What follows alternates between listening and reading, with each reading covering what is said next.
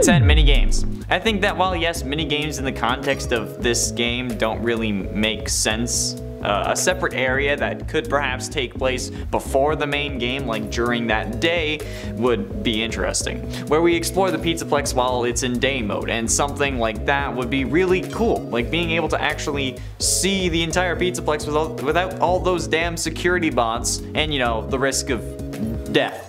And we'd be able to play all the various minigames too. Like we could play the golf and laser tag and bowling and do whatever we actually wanted to do. It would be incredibly fun, and honestly combine this with the next number and we'd have one hell of a game.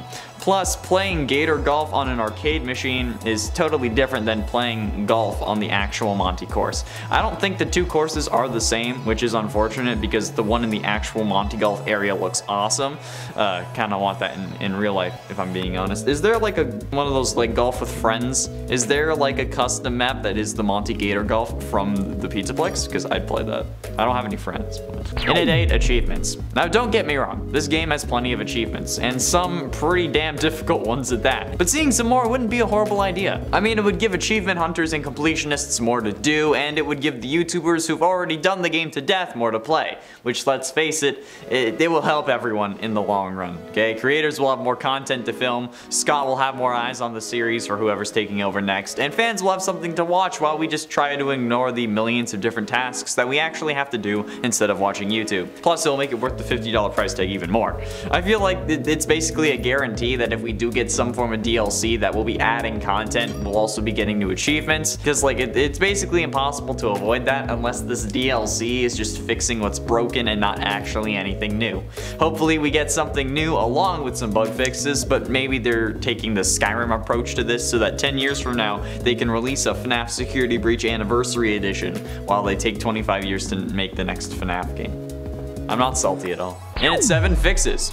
Okay, I think it's safe to say that everyone who has played this game, either online or on their own, has experienced some form of glitch. Or most likely, multiple glitches. Markiplier experienced so many that there's actually a compilation of every time he ran into one. MapHat ran into glitches, Eddie VR and Juicy ran into glitches, even I did. I ended up glitching myself back into the DAYCARE for crying out loud, not even intentionally. And not to mention the whole a load of areas don't like to load. And the animatronic AI, let's face it, isn't the best. So I think we're due for some bug fixes. And while they may have updated things a bit to improve the performance, I just played it last week and had some serious issues. So I think that if we're getting a DLC, especially one we may have to pay for, that we are going to need some bug fixes. Although there is no way that we should actually have to pay for these bug fixes. Hell, we shouldn't even have to pay for a DLC if it's just putting the rest of the originally intended game into our game. But I have a feeling that we are going to have to pay for that.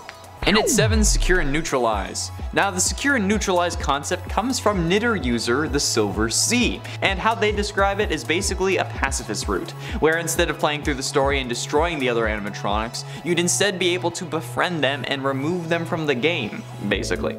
At certain points in the animatronic boss fights, you'd be able to choose whether or not you commit to the destruction of the animatronic, and if you choose not to, the pacifist route would start. After choosing not to kill, you'd strategize about how to take the animatronic down, which would already be determined in the story, but like for story purposes you'd have to figure it out. Maybe Freddy would offer a suggestion. Then you'd remove the CPU that Afton is using to control the animatronic out of their back, and the animatronic would reboot. After rebooting, they'd have no memory of what happened, and then you'd be able to lead them back to Rockstar Row and put them in their changing station or green room for the rest of the game. This concept is actually pretty interesting, and if you want to read more about it and get more in detail that I can't actually get into in this video because it's a top 10, the link for this will be in the description if I can remember. If not, yell at me in the comments. And at 6, DAYCARE Redo. The DAYCARE Redo DLC concept comes to us from FNAF Wiki user Glitched Morals, saying that they came up with a side quest with benefits called the DAYCARE Redo. Quote from the post, here's how it works. Instead of being pushed out of the slide when attempting to go back into the daycare after being banned, there is an option to talk to the son. Gregory can apologize for breaking the rules and ask if there is anything that he can do to make it up to him. Son will send Gregory on a few missions to to do certain things, like bring back a certain item to him or clean up the play structures that he knocked down. They will need access to a cleaning or janitor pass, which can be obtained from a present box. And if Gregory does all of these missions, he will have Sun's trust back, which will result in a few benefits. He will have full access to the daycare again, which will have extra secrets and collectibles to actually have the full access be worth it. Play structures are now new hiding spots for hiding from animatronics. You'll have access to a new room that is the daycare storage room. In that room is extra structures and toys that are found in the daycare. Presents and duffel bags will also be in this room. Sun will give Gregory a daycare night pass, which will result in the moon no longer chasing Gregory anymore even when the lights are off. And Sun can be interactable, and with him Gregory can watch different movies in the fast theater, play hide and seek, and other mini games. Honestly, this seems like a pretty solid idea, and actually a pretty interesting one, so good job, Glitch Morals. The link to this post will also be in the description, if I can remember. Halfway through into number 5, multiplayer. Now, with a working pizzaplex, there comes the idea that doing this with friends would be an amazing time. And honestly, this is one of the things we've been wanting for ages. When a multiplayer FNAF didn't really make sense before, a working pizzaplex would make the most sense. Being able to explore the pizzaplex during the day with friends and even random people online would be awesome. And honestly, if this isn't in a FNAF DLC, I'm sure someone's going to make this happen in VR chat or Rec Room or something like that. I mean, like, there's already a mod, but that's where you play as animatronics, and I just want a whole load of kids running around the pizzaplex, you know, being able to play all the games. However, if this was in the real FNAF game, I think it would be the most beneficial. However, VR chat is a free game that you don't need VR to play, despite what the name would suggest, so it would be better for fans unless this came out as like a free DLC of some sort. Which honestly, considering how the game was released unfinished, a lot. A DLC that fixed things and then actually gives us multiplayer would actually be nice if it was free, especially if it's just fixing issues, okay? Anyway, a multiplayer pizzaplex would be perfect. In it for daytime mode. Being able to explore the pizzaplex during the day is something that I think we can all agree we'd love to see. Being able to actually play these games without the ominous threat of death would be a great addition to this game. I want to play laser tag without having to worry about Chica chasing me, okay? Unless she's chasing me in a romantic way because someone wanting me that bad is kind of goals. But for real, the ability to just mess around the pizzaplex during the day would certainly be fun. No restrictions, just full passes or whatever. Or maybe we have to earn tickets to pay for the passes by playing the various arcade games. I think that would be pretty damn cool. Combine this with the multiplayer mode and this would be crazy. Although I guess multiplayer mode would kind of imply that it's during the day since the story doesn't really allow for multiplayer. So let's just assume the daytime mode would just be you on your own. The single player daytime experience, which sounds like a really bad sitcom. Like, not one that's so bad it's good, but just like a bad sitcom. Mostly because of the name. Getting close to the end into number 3, post-game saving. Please, for the love of God, let us save the damn game after we beat it. Especially if the DLC has some decent story to it that involves us probably dying a bunch. Because I would rather not have to go through the whole 8-hour game again just to be able to play the DLC and be able to save. That's kind of insane. This is one of my biggest issues with the game. I get that it was for balancing purposes, but for real, this is something that needs to change. Freddy's power isn't even that good, so that alone can balance the whole he can see everything issue. Because his battery, even with the 2 upgrades, is trash. So for the love of God, please update the game to allow us to save or make it a feature in the new DLC. Even if it's like an option that we can enable in the menu or settings or something so that it can be our decision. Because I'm horrible at games, so I need to save. Especially since we can't save anywhere. Okay, we have to go to specific places to save, so that helps balance it too. Please. Penultimately, in at number 2, CHICA'S Feeding Frenzy. The arcade conspiracy gets its name from one of the duffel bags that you can find where we learn about something else that seems to be going on here. Quote from this arcade conspiracy note. Exit interview. They're working together. The arcades. They're hiding something. The glitches. Glitch them all at the same time, then the princess will recognize me. She's testing me. I am not yet worthy. The others are protecting it. Let me stay. I'm so close. Just one more night, please. I can save the princess. Now it's clear that this seems to be referring to the Princess Quest games, however it doesn't seem like we have to glitch the Princess Quest games in order to win. We just have to beat them in order from 1 to 3 and then boom, we save Vanny. So what could this mean? Well, there are 3 other arcade machines that seem to be having mysterious glitches as well. The Balloon Boy World game that you can find in the theater, well in a secret room in the theater, CHICA'S Feeding Frenzy which won't turn off even when unplugged that you can find in the bakery, and Monty Golf A Arcade that according to its duffel bag shouldn't be in the mini golf area, but is. However, while you can play both Balloon Boy World and the Monty Golf game, CHICA'S Feeding Frenzy isn't an arcade cabinet. You can only access it using a mod that lets you cheat it in from the main menu. So adding this to the game could mean that there's something bigger going on than a simple DLC, which I would love. And finally, in at number 1, level 10 security access. Now, the highest level of security access that you can get is level 8. This just requires you to do every one of the little security room minigames. However, with level 8 being the highest you can actually achieve, it begs the question, why are there doors with level 10 security? Because if it's impossible to achieve, what's the point of giving them a security level at all? There are plenty of other doors in the game that are locked or out of order that don't open at all. So why not just make the doors that would have been level 10 just unopenable, okay? That seems more efficient to me. I don't have to walk up and get a giant thing on my screen that says level 10 access required. But, like, the thing is, they could be saving these areas for a potential DLC. That would end up having to add 2 more security passes. Since if you actually end up no-clipping through the doors with level 10 access, there is nothing behind them at all. It would be nice to get some additional areas in a DLC. And like, a separate area seems a bit unrealistic. This isn't Skyrim where you can add like a whole new world space or a dimension. So these level 10 areas would give us that extra sense of new content while also expanding the Pizzaplex in a reasonable way. We'd need 2 more security minigames though, which would have to be in additional areas, but I mean, hey, I'm willing to take that. In at 10, Into the Pit. This is crazy, okay? I will admit, and it is 100% not what's going to happen, but FNAF has already established time travel as possible in the very first Fazbear Frights book, Into the Pit. Remember where Oswald jumps into a ball pit and then somehow leaves his year, which I predicted was 2011 in a previous video, and then appears in 1985 to witness 5 children getting killed? Yeah, that story wasn't written for no reason, I think. And where do we see the first ball pit that isn't in a simulated pizzeria meant to just attract animatronics and not really kids? The Mega Pizzaplex. I'm just saying, alright, the time travel is already established and technically canon in the FNAF multiverse. And considering how sketchy Gregory is, I wouldn't put it past him from being from the future. There are 2 moments that in my head really like solidify this as a possibility, albeit a wild possibility, but a possibility nonetheless. I mean, like the therapist disc where the therapist calls client 46 out about the lies about their home life, and then the fact that when Gregory leaves the Pizzaplex in the worst ending, he sleeps in a cardboard box. Okay, the therapist in one of the tapes says that 46, which I'm still at this point at least kind of thinking is Gregory, had a great home life, but they told their previous therapist that they had a horrible one.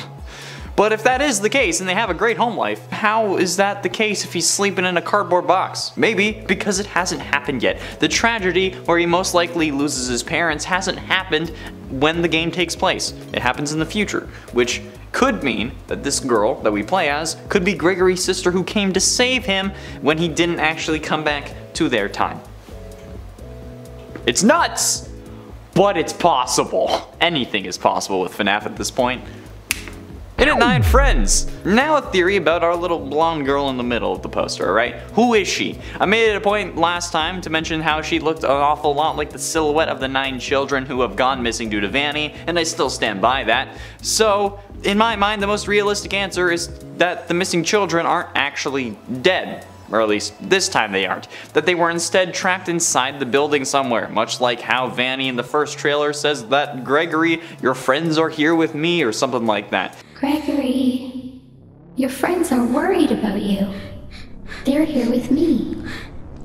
Please come out. So clearly, Gregory, at least originally, knew these missing children, which explains why he came to the Pizzaplex in the first place, but it doesn't explain how he never mentions them. Either way, it's a very real possibility that this blonde girl is just a missing child who is also one of Gregory's friends, that thanks to the collapse managed to escape whatever prison she was stuck in. And it ain't save him. Now there is a very clear connection between the Ruins poster and the Save Them minigame from FNAF 2. The text on that one screen, at least to me, indicates that we might have to save Gregory from whatever situation he's in with Freddy, since we know that eventually he does make his way onto the hill that he sits in after the true ending and the Princess Quest ending. However, it could be possible that that scene we see just happens before and then he comes back, although I wouldn't see why he would come back. It's also possible that that's just a dream, since it's more realistic than the other endings, but I mean, it could just be because the true ending is canon and that's why it's realistic, but you know what? Nothing is clear with FNAF. Obviously, if it's real, we will end up being successful for saving Gregory, but it is possible that we will die in the process. And you know what? Here's hoping. I don't want more children to keep track of. And at 6, new ending.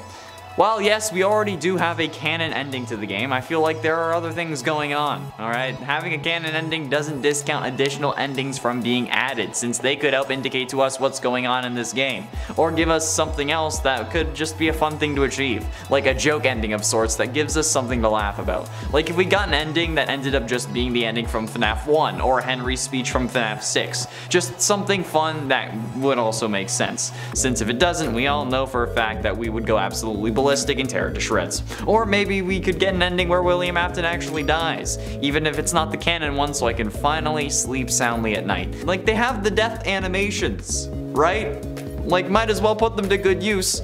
Plus, him dying could be like my alarm in the morning, or like the lullaby I play to fall asleep, as long as it's not a jump scare noise. Because waking up to a jump scare may be a good way to make sure that you don't go back to sleep, but I'm kind of off the whole self-torture thing for the sake of everyone else. Yeah, been there, done that, no thanks. Halfway through, and at number 5, confirmation. Now, we have had a lot of theories about the various aspects of this game, but with all the conflicts, we know that there isn't really going to be a way to solve this without more information.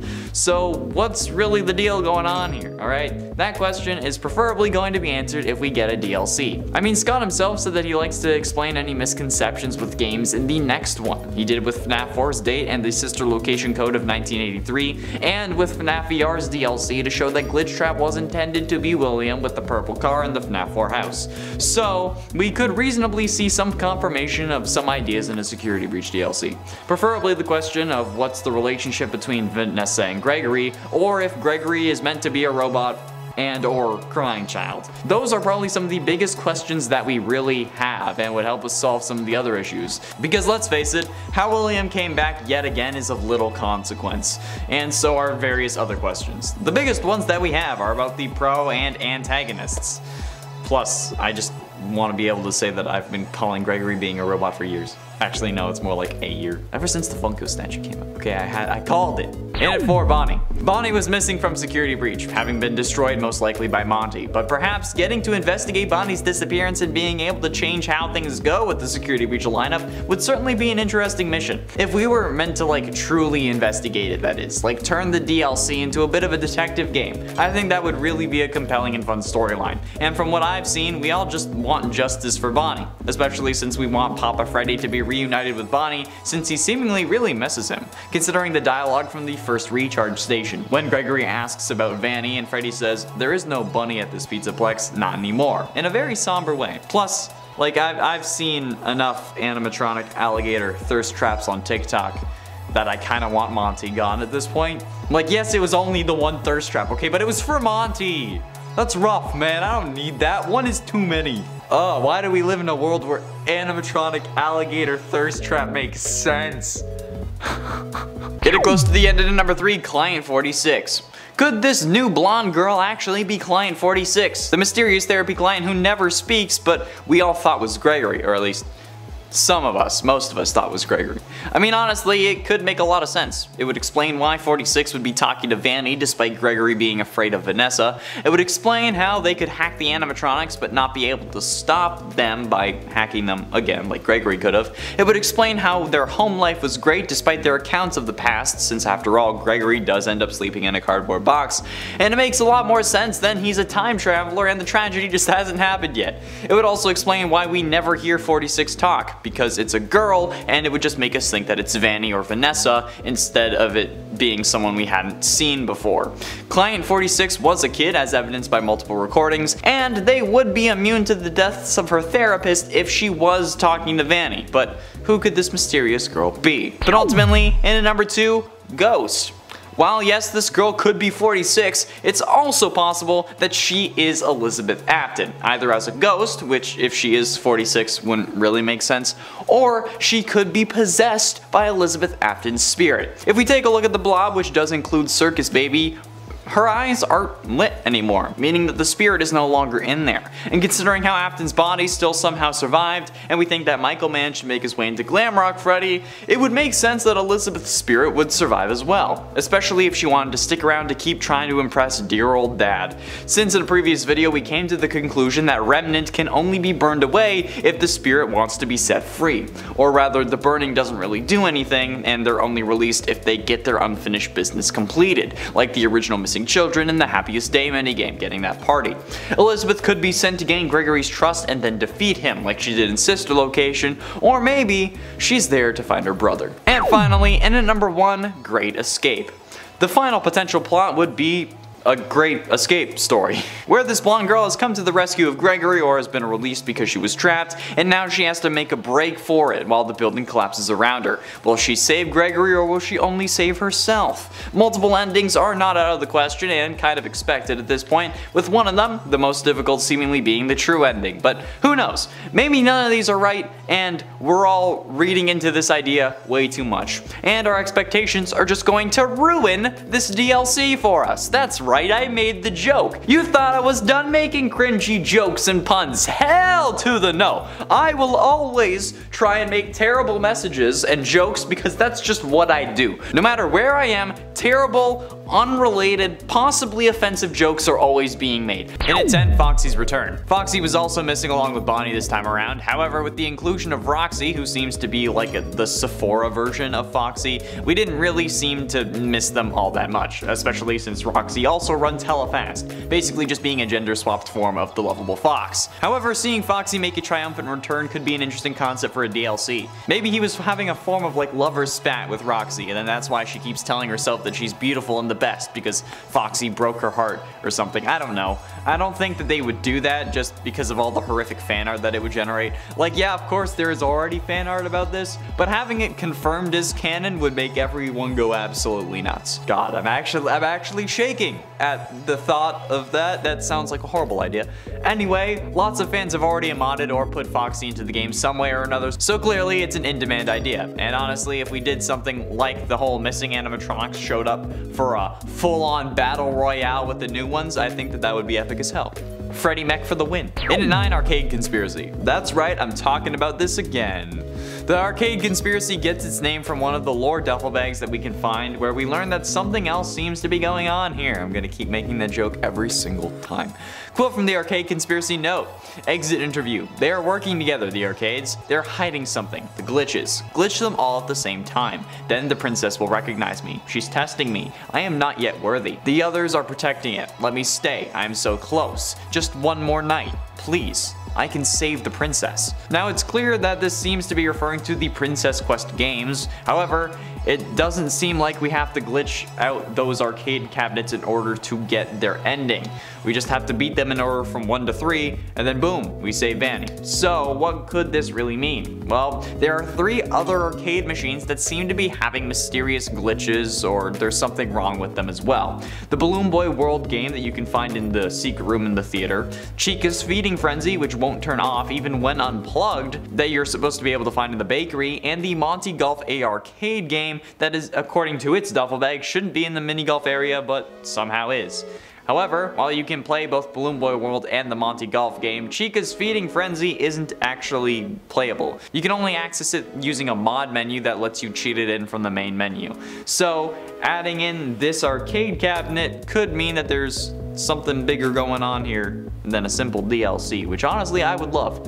And currently my my high score is still 14 for Monty Golf, where the lowest score is 13, so still feel pretty good about that. Innate VR. I don't care how many of you are against it, I am actively hoping that, like how Help Wanted got a flat screen version, that Security Breach will get a VR version or port or whatever you want to call it. Is it likely? No. Do I want it? Yes. This game was pretty fun normally, okay? But in VR, I think that this would be one of the most intense and exhilarating VR games that I've played. Aside from Blade and Sorcery, but that's just because it awoke something within me. Some of the cutscenes would need to be modified, probably by giving us a third-person perspective instead of the normal first-person. But other than that, I think it would be incredible. Like, imagine playing Phaser Blast in VR against Mommy Chica. Bro, all the Vanny simps would let themselves get killed. And then I could have some fun walking around as Freddy, pretending to be invincible and punching animatronics. I really want this, okay? It may be complicated to do, but I'm willing to wait, damn it. But exploring the Pizzaplex in VR is kind of goals. I know that there are like VR chat and rec room maps that let you do this, but they're not the real deal, man. Combine this with some of the other ideas on this list and oh boy, would it be an amazing experience. Whoa, doggies. I know that they said they wouldn't do it, okay, but Scott says a lot of stuff that he doesn't mean, so. And at 7, save us. What if we're the ones who need help this time around? I mean, we have no idea who this person is and what they're doing, but maybe they're not one of the missing kids and they just also got trapped somehow as well. I mean, it's a question of how they would have gotten in, of course, and like, why are they exploring this place if it's destroyed and they're the size of a 4-year-old as well? But like, still, no idea why she could be in the Pizzaplex, but my job isn't to theorize about why, but about what. This plot may end up being that we have to help Gregory save us so that he can show us the way out. Or the game is just going to be replayed as a new character with Gregory as our guardian telling us how to get around and get out of the Pizzaplex, which might satisfy those of you who wanted the Choose Your Guardian DLC. I said it wasn't going to happen. Like I said, it just didn't make sense to do, since like it would just be the same game again, but slightly different. And I was right. And at 6, Bonnie's released. And while we may not be choosing our guardian, it's definitely possible that in this whole mess, Bonnie was released from whatever prison he was being held in. Or at least something like that could be possible. I mean, there are plenty of doors that we can only get behind if we had level 10 security clearance, which is impossible within the game. So those doors could have been opened or have just been destroyed in the collapse, which could explain how we get into these sections now that we probably aren't going around trying to collect security badges, if there are any even left remaining. But a security door level 10 would make much more sense since we have no idea what could be behind any of those doors. Maybe they kept Bonnie in some stasis chamber since he's a sentient AI that couldn't really be moved or something. I don't know, okay, it's FNAF. They'll come up with a scenario and a reason and we won't really be able to fight it. That's just how it goes. Halfway through into number 5, Antagonist. We've played as the antagonist before, however the player we were was only an antagonist in the next game, not in the game that we were playing, meaning that this time we could be playing as an actual antagonist. I mean, Chica being in the poster either means that there is a connection or we're just being messed with, and recently I think we're always being messed with, so I'm gonna go with that, meaning that this little girl could possibly be Vanny. I mean, we know that Vanny does have a spirit within the building as we see in the rooftop ending, but could we actually be playing as her child spirit?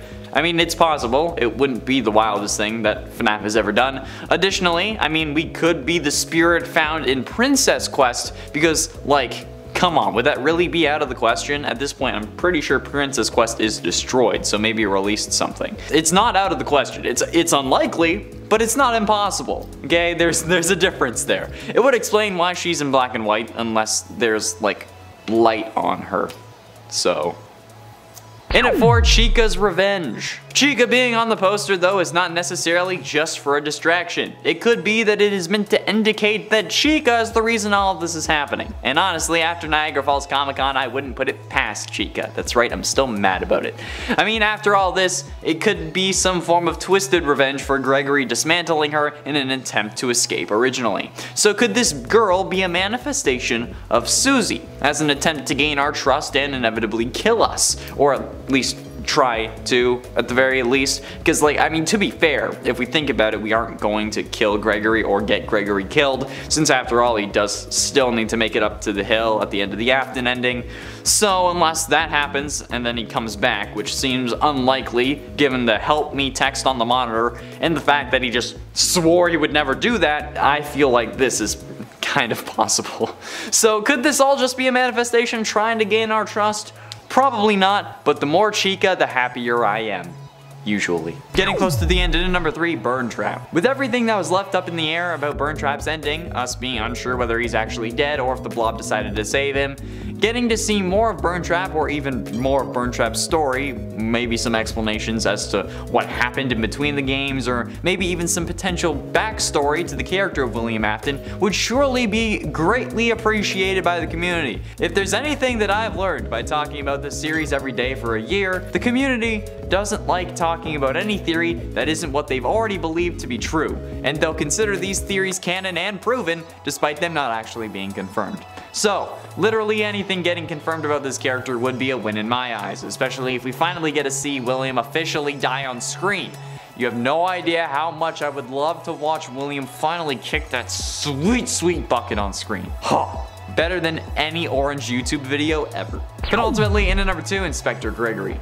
Bonnie was missing from Security Breach, having been destroyed most likely by Monty, but perhaps getting to investigate Bonnie's disappearance and being able to change how things go with the Security Breach lineup would certainly be an interesting mission. If we were meant to like truly investigate this, turning the DLC into a bit of a detective game, I think that would be a really compelling and fun storyline. And from what I've seen, we all want justice for Bonnie, especially since we want Papa Freddy to be reunited with Bonnie since he seemingly really misses him. Considering the dialogue from the first recharge station at least, when Gregory asks about Vanny, and Freddy says, "There is no bunny in this pizzaplex, not anymore," in a very somber way. Plus, I mean, I've seen enough animatronic alligator thirst traps on TikTok that I kind of want Monty gone. Yes, it was only the one thirst trap, but it was for Monty, okay? It's rough, man. Well, okay, there was only one for the actual animatronic. There was more for like cosplays of the animatronic, but like, dear God. And finally, in at number 1, Choose Your Guardian. I'm pretty sure you all wanted this, and I'm pretty sure it's the thumbnail for this video. Currently, the Choose Your Guardian concept is the most popular idea for a Security Breach DLC. Well, at least from ideas that came from fans. The idea behind this was that you'd play through the story again, but this time you'd choose which animatronic would come to defend you instead of Glamrock Freddy. The post on Reddit by user SpaceBear suggested Chica and Roxy, with Roxy carrying you instead of hiding inside her stomach. However, unfortunately, I don't think that this idea is very likely. Despite jokes in the Help Wanted DLC that the DLC was not a canon addition to the game and it had no hidden intent or purpose, this was not the case. We know that the DLC is canon and had hidden intent and purpose. However, this DLC, the Choose Your Guardian DLC, would cause too much chaos to the story to actually work well. It would just make too many things confusing, and there is no way that they would make a non-canon DLC in my mind. But I do like this idea, and I think that it should be a mod. We can probably make it work in some way, I'm certain of it. Like, you'd need the voice lines, but I'm pretty sure there are some fans that would be able to recreate the voice for the mod. Getting the actual voice actors would probably be a little too expensive for a mod, but yeah, unfortunately I don't think this is very likely, but hey, maybe it's a good mod.